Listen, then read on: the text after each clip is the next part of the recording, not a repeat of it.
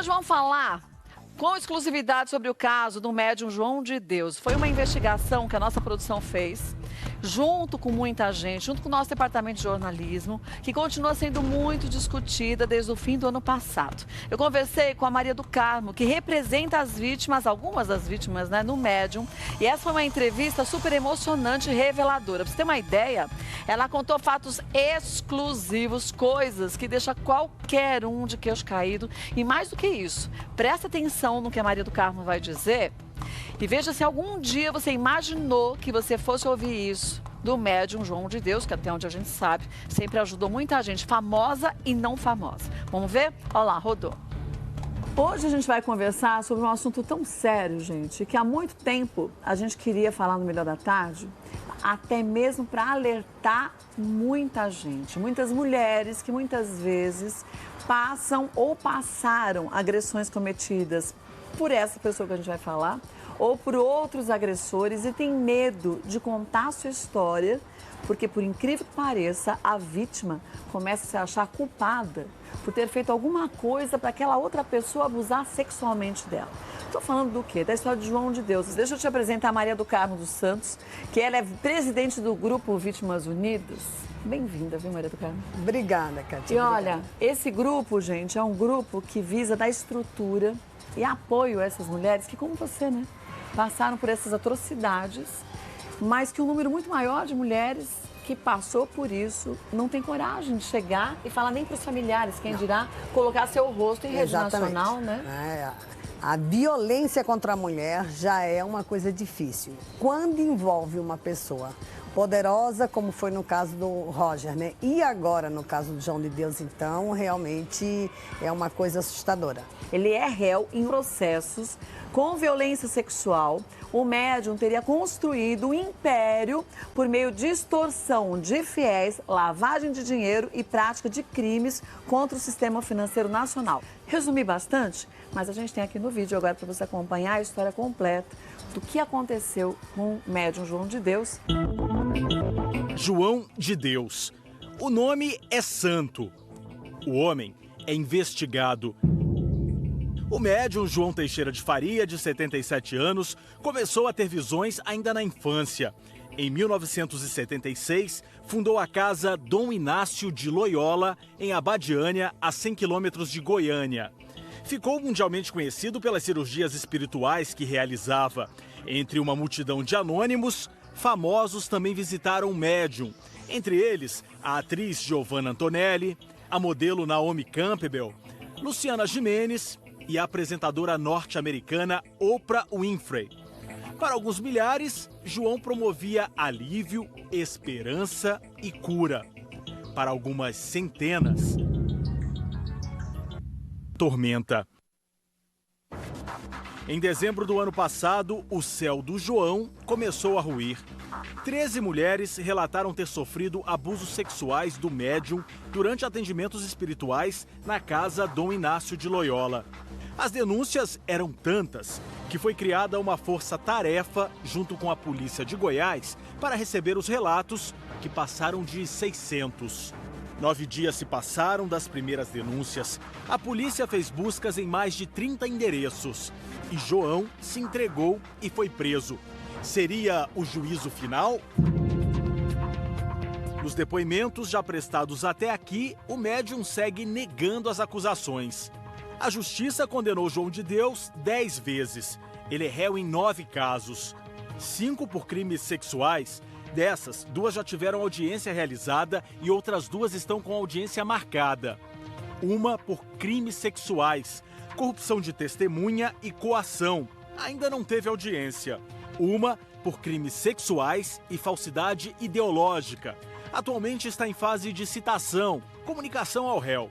2 por posse ilegal de armas de fogo e munição. Uma já teve audiência realizada e o Tribunal de Justiça não deu detalhes sobre o outro caso. João de Deus. O nome é santo. O homem, para a polícia, para o Ministério Público e para as vítimas, não. Então, gente, eu vou te falar uma coisa. A gente chegou até a Maria do Carmo. Quem é a Maria do Carmo? A gente vai mostrar nessa parte da entrevista. Ela é a representante de muitas das mulheres que na verdade, estão denunciando o médium João de Deus. E não só por estupro, por outras coisas também. A gente marcou com a Maria do Carmo e foi difícil a gente conseguir falar com ela. Por quê? Porque ela está sendo jurada de morte também. E aí ela vai contar nessa entrevista essa parte, e mais do que isso. Quando a gente falou, então vamos marcar um lugar pra gente conversar. Você quer que eu vá até aí? Ela falou, eu vou ver o que eu acho que é melhor. E aí ela passou pra gente que ela preferiria vir pra São Paulo, pra dar entrevista pra mim aqui em São Paulo. Mas a gente, com antecedência, não combinou o local, nem combinou a hora. Por 3 vezes a gente marcou um local, a gente desmarcou, marcou em outro, marcou num horário, marcou em outro, porque ela não poderia correr o risco, e gente, isso não é brincadeira, isso é um negócio muito sério, correr o risco de que alguém soubesse, tanto que na nossa produção, não é porque a gente duvida das pessoas da produção, não é nada disso, porque um pode comentar com o outro, apenas 3 pessoas sabiam quando e onde a gente gravaria. Então é uma história muito séria que eu peço a você que você preste bastante atenção, porque a Maria do Carmo agora vai relatar que João de Deus mandava na cidade da Abadiânia, que todos lá tinham medo do médium e que ele ia pessoalmente armado e com o filho a ameaçar aqueles que tinham vontade de denunciá-lo. Você entendeu por que o medo dela de ser morta? Vamos ver o que Maria do Carmo falou sobre isso e outras coisas. Rodou. Para mim, o João de Deus, o médium de Deus, não sei, quando você fala em violência, não tem mais ou menos cruel, mas é que ele dominava as vítimas de várias formas diferentes, né? Na realidade, o que é cruel na história do João, né? O João, ele usou da fé de pessoas que estavam muito fragilizadas, ou com algum parente, ou a pessoa própria, né, num momento muito frágil. E mais do que, né, o que já é grave, como você falou, mas além dos estupros, o caso do João envolve crimes muito graves. Então, crimes muito graves, e aí eu fico pensando, hoje vocês são um grupo de quantas mulheres? Nós somos no grupo hoje 130 mil mulheres. 130 mil mulheres que foram abusadas ou pelo Roger ou pelo João de Deus, ou mulheres que também sofreram outros tipos? Não, na realidade, o grupo começa tratando só de vítimas de abuso, mas depois ele vai agregando... Vai ampliando, né? Vai ampliando. Mas as mulheres que sofreram abusos do médium João de Deus, que estão junto contigo nesse grupo, assumidamente são quantas hoje? Há um reconhecimento do Ministério Público de 600 e poucas mulheres identificadas. Gente, 600 e poucas mulheres que foram abusadas sexualmente e os outros abusos juntos, é muita gente. Só que isso é identificado. Sim, as outras, né? que não conseguem falar. Mas eu tenho muitas vítimas, muitas. Eu não tenho a menor dúvida de que o número de vítimas do João passam de 1000. Desde o início da história do João Teixeira de Farias, vulgo João de Deus, que a história dele é marcada por crimes, é marcada por abusos sexuais, por estupros, inclusive com crianças, e sempre ele tem um modus operandi, tanto de atuar quanto de se safar dos crimes. Agora eu lhe pergunto, por 4 décadas é muito tempo. Muito. Cometendo o mesmo crime, ele tinha certeza da impunidade. O João era dono daquilo. Praticamente ele mandava na cidade? Não, ele manda na cidade, ele é dono da cidade e ele tomava para si tudo o que ele quisesse. Mas como? Chegava numa propriedade qualquer e falava, isso aqui agora é meu e levava? É, exatamente. E as pessoas davam por quê? Por medo? Por medo, porque senão eram mortas, sumiam. Você tem casos de pessoas que desapareceram? Muitos. Pessoas que estavam sendo ameaçadas e realmente morreram. Tem casos de pessoas assassinadas, né, que o caso não foi resolvido. Tem todos os tipos de crime que você possa imaginar. Gente, são coisas sérias que a Maria do Carmo está dizendo, você viu? Disse de pessoas que foram achadas mortas, pessoas que desapareceram, e segundo ela, e comentários de muita gente da cidade também, era João de Deus que muitas vezes ia pessoalmente, junto com o filho, que também está preso, que ia meio que... não é só coagir, né? Mais do que isso, que ia assustar, ia prometer. Em muitos casos, segundo ela, ele cumpria. E matava. E ia, segundo a Maria do Carmo, com a arma em punho. Não é que ele ia assim, se não ficar bonzinho, não fizer o que eu quero, eu faço tal coisa com você. Não, ele de fato, ele pressionava as pessoas e, segundo Maria do Carmo, a cidade inteira tinha medo de João de Deus. Por isso que muitas mulheres que foram abusadas, segundo a Maria do Carmo, por João de Deus, tinham medo de falar. Tinham medo, gente, porque o médium João de Deus era extremamente poderoso na cidade. Então, muitas conseguiram quebrar o silêncio e conversar. Chegar a Maria do Carmo e essa pessoa falar com a gente, depois que percebeu que João de Deus está preso, que o filho dele está preso e que a polícia está investigando da forma extremamente correta.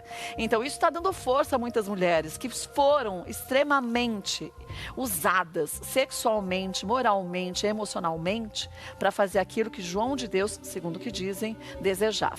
A Ana Paula, gente, para você ter uma ideia, ela falou com exclusividade com a gente sobre como foi parar em Abadiânia, o que aconteceu entre ela e João de Deus. Pra você ter uma ideia, gente, ela conta detalhes de uma história tenebrosa, porque eu vou resumir para você. Ela foi abusada 21 vezes por ele, e não só fisicamente não, mas psicologicamente também. Agora, sabe o que é de me dar um aperto no coração? É como, segundo ela, João de Deus agia. Porque esse é um relato emocionante e ao mesmo tempo chocante, que vocês vão assistir agora, que mostra uma filha que não é que ela aceitava, que ela foi ludibriada, segundo Ana Paula, por João de Deus, a fazer tudo que o João queria, porque segundo ela, se ela não fizesse o que o João de Deus queria, o pai dela iria morrer, porque ela foi com o pai para João de Deus ajudar a curá-lo. Então era assim, se você não fizer, seu pai morre na mesma hora. Usar, gente, afeta as pessoas. Presta atenção aí.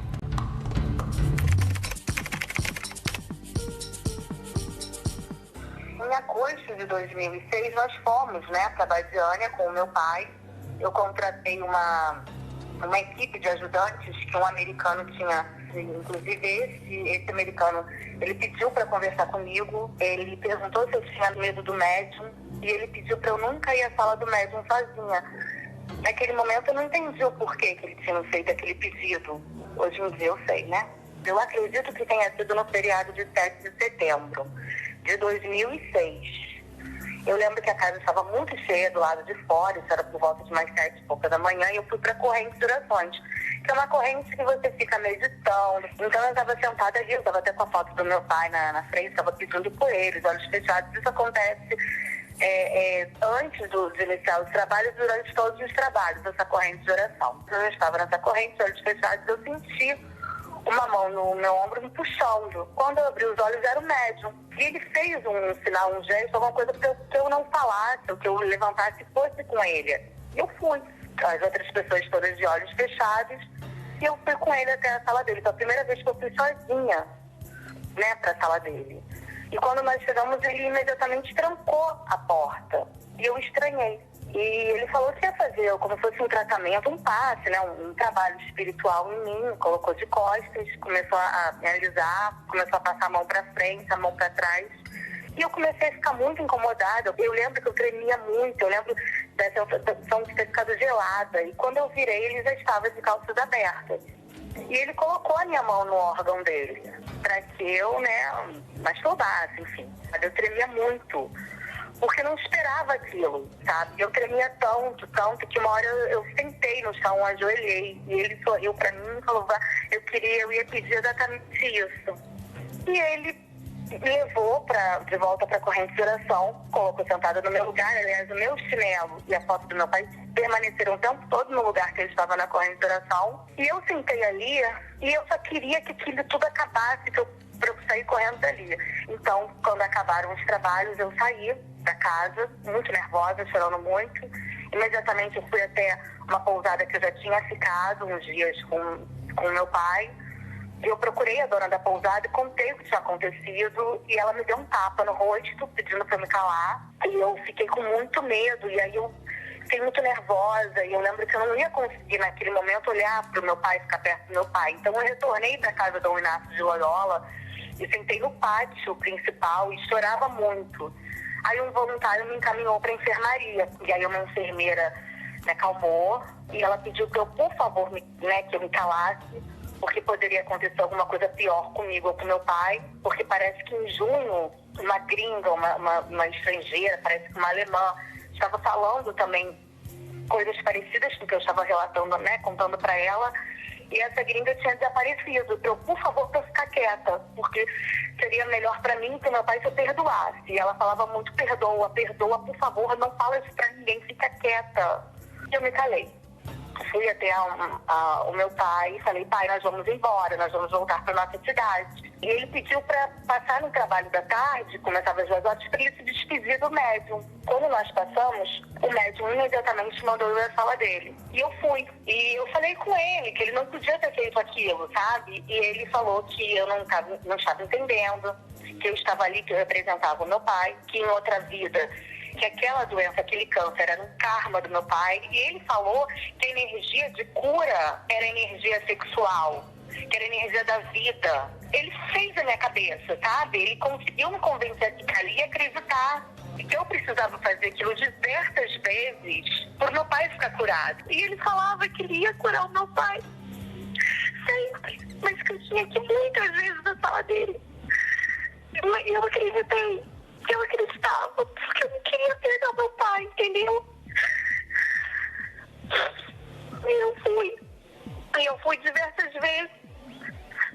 E eu não aguentava mais, eu já estava me sentindo incomodada com aquilo. Eu perguntava quantas vezes.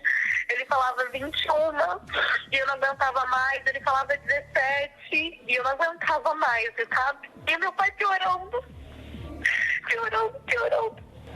E aí o meu pai entrou em coma. E na semana que o meu pai faleceu, o médico me chamou na sala dele. O seu pai vai morrer. Eu falei, mas como que ele vai morrer depois de todos esses trabalhos que você falou? E ele falou assim, o seu pai, ele vai morrer, mas eu vou cuidar de você. Eu vou mandar em você. Você vai morar no apartamento meu em Anápolis. Você vai ter que ser só minha, de mais ninguém. Você não vai ficar sozinha nem desamparada. E eu não aceitei. Eu não aceitei essa proposta dele. E eu fui embora pro Rio. Depois que meu pai morreu, eu comecei a perceber que não eram trabalhos, que eram estupros. E foi muito difícil lidar com a perda dele. E ter consciência que eram estupros, sabe? E eu só não fiz uma besteira porque eu acho que Deus me ajudou. Ai, eu achava que eu era culpada pela doença dele. Ele colocou isso na minha cabeça. Então meu pai estava morrendo e eu achava que a culpa era minha.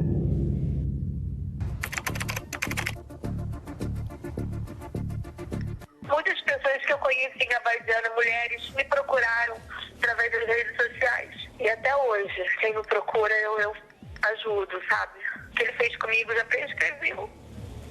Ele não vai pagar por nada que ele fez a mim. Mas o que eu puder fazer para ajudar, eu só quero justiça, sabe? Eu só tive coragem de denunciar, porque agora nós somos muitas mulheres. Antes era eu sozinha contra ele e diversos fiéis, sabe? Agora sou eu e muitas outras. Esse homem tirou, eu acho que os melhores anos da minha vida, porque ele prometia a cada abuso que ele ia curar o meu pai. Eu fui bem recebida na casa do Inácio de Loyola, por todos os voluntários, por todas as pessoas ali. Eu fiz amigos em Abadiânia, amigos que eu carrego até hoje, que eu vou levar pro resto da minha vida. Mas eu conheci um monstro, eu conheci o próprio capeta. Esse homem é um monstro, ele é um manipulador. Esse homem não é de Deus, João de Deus não é de Deus. Ele não é de Deus. Não foi bem o que eu falei, gente?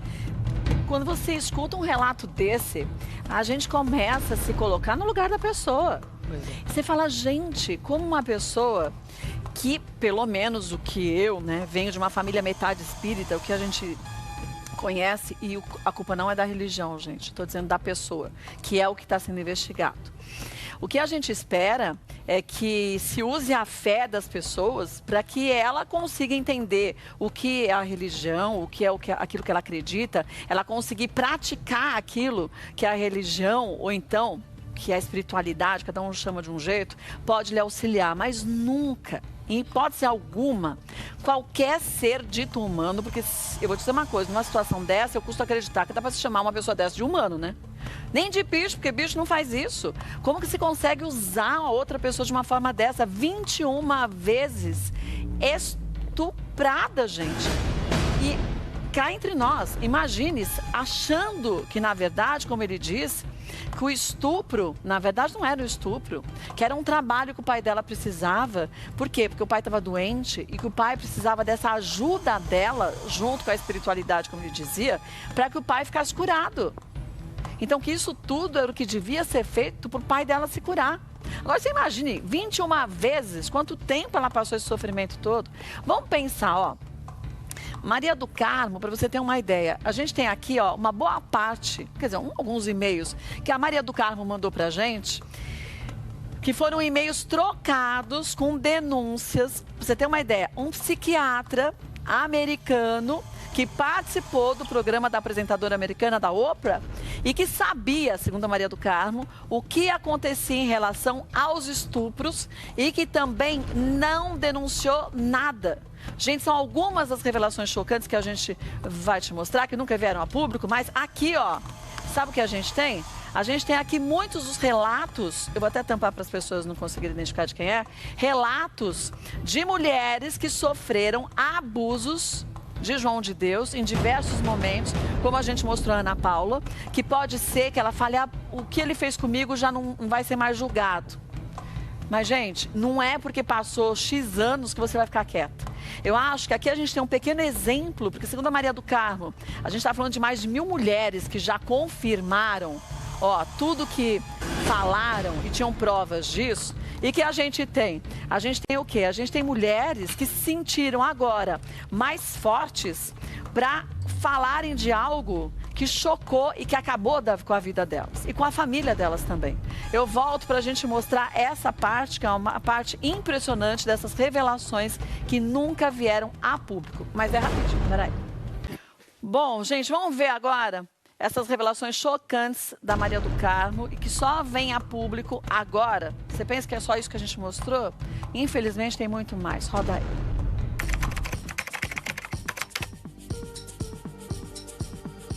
Quando vem à tona todo esse caso e você começa a pesquisar, o que eu descubro? E aí eu tenho originais e posso mostrar, né?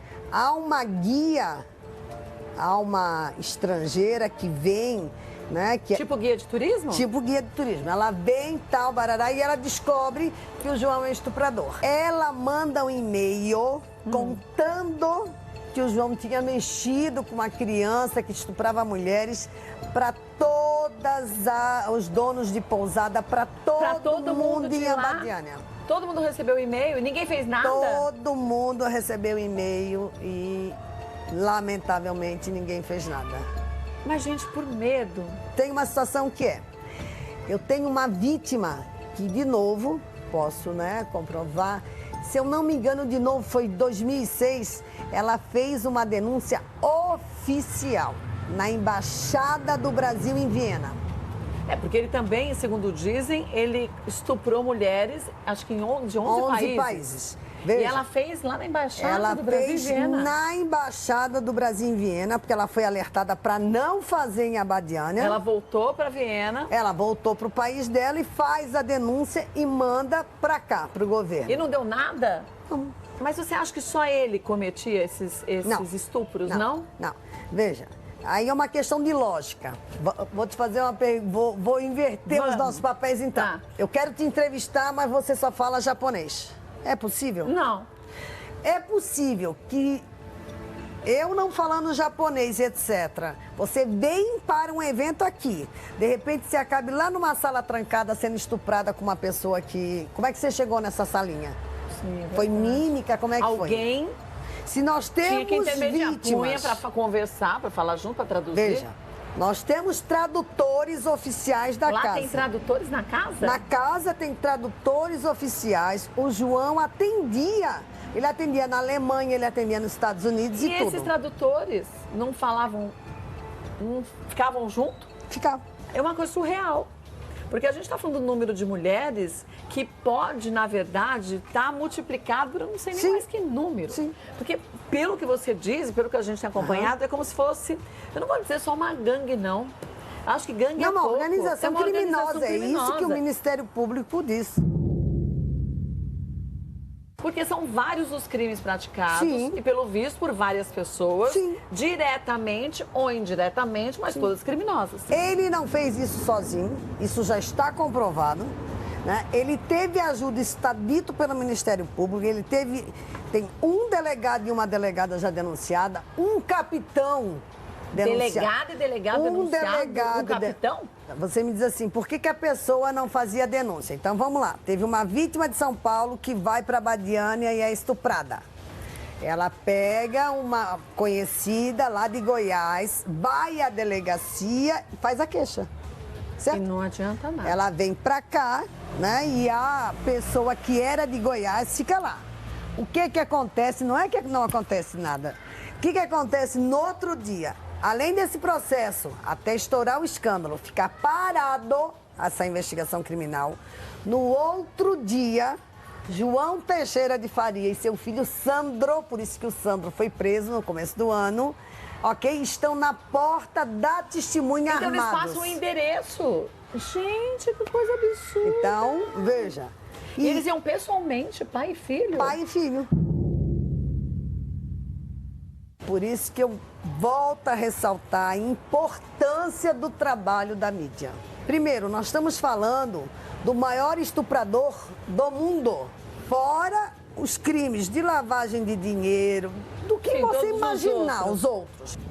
E aí foi criado um discurso da força-tarefa, que funcionou, mas a força-tarefa foi para ouvir as vítimas de abuso sexual. Existem muitas, tanto vítimas quanto informantes, que só deram um depoimento, jurando o anonimato, porque eles sabem que o processo vai para a Abadiânia.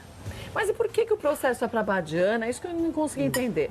Para a Abadiânia, se lá, como você disse, já tinha muita gente da cidade envolvida. Não é melhor acatar esse processo, mandar para um outro juiz, para um outro departamento de outra cidade que não tem nada envolvida com a Abadiânia, para a gente ter as coisas sendo feitas às claras, da forma correta? Não faz sentido. Esse eu posso lhe garantir é o desejo de uma grande parcela da população de Abadiânia e minha própria, que estou sendo ameaçada de morte.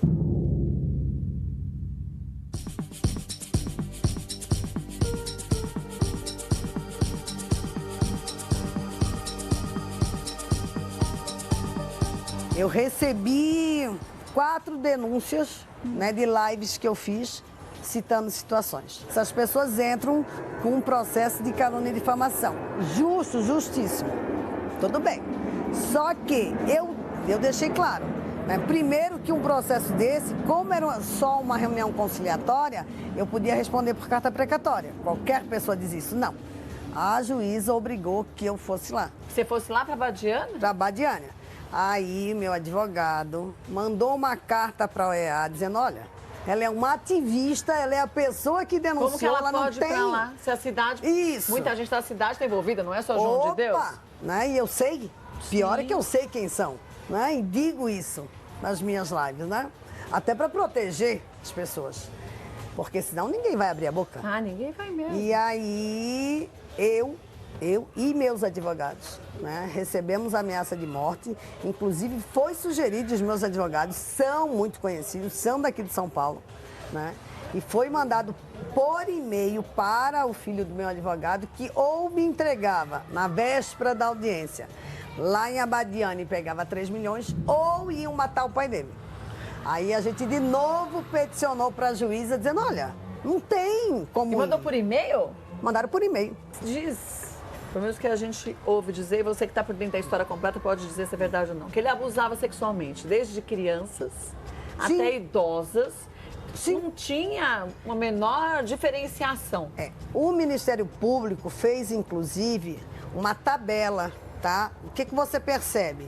O Ministério Público consegue demonstrar pelas vítimas identificáveis que ele, se eu não me engano, são 15 crianças, né, que ele chegou a estuprar, e depois ele vai, conforme ele vai envelhecendo, ele vai mantendo sempre uma média, vamos dizer assim, de 30 anos de diferença nas vítimas. Mas é aquilo que você disse no início da nossa conversa. João de Deus era visto, para muita gente que nem sabe da história de João de Deus, como um dos maiores médiums da humanidade. Sim. Que a Oprah, quando veio para o Brasil, teve com ele. A Oprah teve com ele, aquilo que eu te falei. O Jeffrey, ele é o chefe da psiquiatria do Hospital de Harvard. Ele vem ao Brasil para estudar cientificamente as técnicas que o João fazia. Aquilo é real, ou se era isso, aquela história de botar coisas, tesoura. A Oprah vem, entrevista o João, faz o programa dela e ele participa. E ele soube dos estupros e tudo mais, quando esteve aqui? Aí é que tá, ele participa só comentando,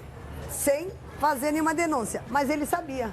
Ele sabia de tudo que acontecia? Ele tinha contato e trocava e-mails e sabia que o João, eu tenho os e-mails dele, conversando com uma vítima estrangeira e indicando a ela uma outra pessoa que a noiva também foi estuprada pelo João. Ele sabia. Mas esse Jeffrey, então, falava com uma outra vítima de outro país? Com duas olha, vítimas. Conversa com fulana, que fulana também foi estuprada. Isso. Mas ele mesmo O que ele fez? Não, aí eu quero ser justa. O que ele fez? Ele entra em contato com uma amiga brasileira.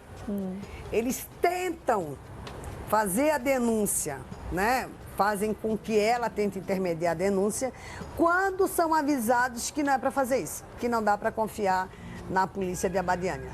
Aí é onde ele recomenda e ela vai, a vítima vai na embaixada em Viena E faz a por lá. denúncia, mas também não deu em nada. Agora, chamaram o Jeffrey para dar um depoimento aqui no Brasil? Ou que o depoimento fosse feito nos Estados Unidos? Que alguém fosse para lá? Eu peguei todo o material e esta vítima e encaminhei ao Ministério Público. Gente, Então, mas e aí eu te falo o seguinte, o Ministério Público não vai ouvir essas vítimas todas de novo? o Eles estão Ministério ouvindo, Público já ouviu. mas todas elas? Ouviram todas as E por que vítimas. não vão lá com As processo? vítimas apontam. Se você pegar desde dezembro, comecinho de janeiro, as promotoras são claras e o Ministério Público também. É comum 4 pessoas serem citadas por muitas vítimas. Então, sinal que as 4 pessoas têm alguma culpa no cartório, você concorda? É óbvio. E depois o seguinte, nós estamos falando de turistas, Sim. de mulheres fragilizadas. Porque não eram só as mulheres da cidade, eram mulheres que vinham do A mundo inteiro. grande maioria das vítimas são Distrito Federal e São Paulo. Vou fazer uma pergunta direta mesmo. Você não tem medo de morrer? Maria do Carmo vai responder já pra gente se ela tem medo de morrer. E aí vou te mostrar um e-mail que eu tenho aqui, você vai entender do que. Peraí, rapidinho. Vamos ver então, gente, o que a Maria do Carmo disse sobre aquela pergunta que eu fiz, se ela tem medo de morrer. E aí eu já mostro esse e-mail pra vocês. Olha lá, rodou.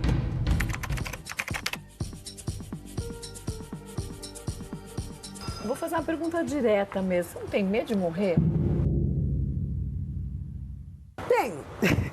Tenho sim. Mas é que assim, depois de um ano, eu vou ser bem sincera assim, né? Eu tenho muitos anos como psicóloga, como professora, né? Lidando com vítimas. Mas essa é uma das histórias mais cruéis que eu vi na minha vida. Eu acho que é uma das histórias mais escabrosas.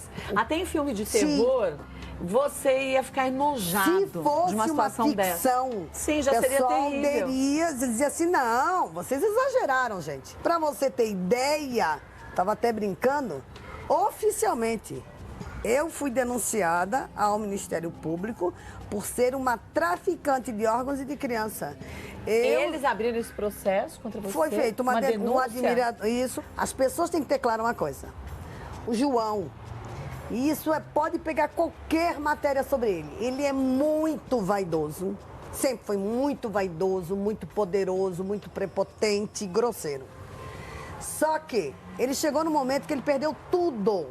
Só vai sobrar uma coisa para ele que sempre caracterizou a maldade dele, é a vingança. A vingança dele contra as outras pessoas? A vingança dele contra as pessoas que ele entende que derrubaram o império dele. Mas aí isso prova, mais uma vez, o quanto que ele tem certeza, como tantos nesse país, da impunidade. Sim. Em janeiro foram apreendidas armas, joias e dinheiro. Cadê o resultado da balística daquelas armas? Porque haviam armas de cano raspado, aquilo é crime hediondo. E ninguém fez análise nenhuma? Foi para balística, mas eu lhe pergunto, cadê o resultado? Porque quando você perguntou assim, você tem medo? Eu tenho. Mas eu prometi a pessoas simples, eu prometi a muitas mulheres e muitas vítimas que eu iria até o final com elas. Não é possível um trabalho como o Ministério Público tem feito, né, de escutar essas vítimas tudo, e que não haja uma transparência e um acompanhamento mesmo. Sim, claro, nos processos, que isso tudo vá, ok?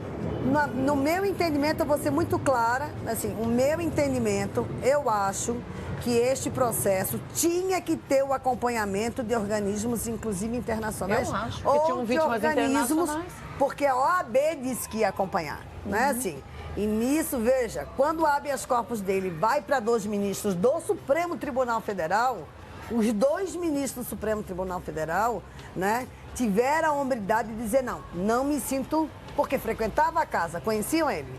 E eu acho que uma juíza que está lá há 20 anos, eu acho que ela não tem a neutralidade suficiente para estar julgando esse caso. Por isso que o correto seria que o caso fosse julgado em outra localidade. Com certeza. Com pessoas que nunca tiveram contato ou influência com ninguém. Nem vítimas e nem tentação até porque eu tenho informantes que me dizem assim, mas Carmo, se eu aparecer na frente da juíza, ela sabe quem eu sou. Gente, João de Deus, ele tá preso. Tá preso porque ele tá num hospital. Ele pediu até por 2 vezes se podia continuar à espera do julgamento em casa. Foi negado pela 2ª vez. Ele tá muito ruim, mas mesmo assim, ruim de saúde, mal de saúde. Mesmo assim, a nossa produção entrou em contato no telefone que a gente tinha dos representantes, enfim, de quem trabalhava com o João de Deus, para tentar fazer com que eu vá até onde ele está, para ele me dar uma entrevista, para a gente poder ouvir os 2 lados, porque o correto é a gente fazer isso. A gente não conseguiu que ninguém atendesse os telefones, a gente tinha um e-mail, que é esse aqui, da equipe de advogados dele, e a gente mandou o e-mail, tá em nome da Alexandra, mas até agora, pedindo para eu vá até lá para ele dar uma entrevista, até agora a gente não teve resposta nenhuma. Então a gente vai continuar insistindo e eu espero que alguém que trabalhe com o João de Deus, agora assistindo a matéria, que entre em contato com a gente, porque eu quero mesmo, e pessoalmente, conversar com ele e saber da boca dele o que ele acha de tudo que estão dizendo, saber dele, o que de fato ele fez e por que, se ele fez, por que ele fez isso tudo com tanta gente. Gente, vou te falar uma coisa. Sinceramente, eu acho que vai ser difícil da gente conseguir ter um retorno tão rápido sobre isso, mas eu espero que ele queira falar com a gente, que a gente possa também falar a parte dele.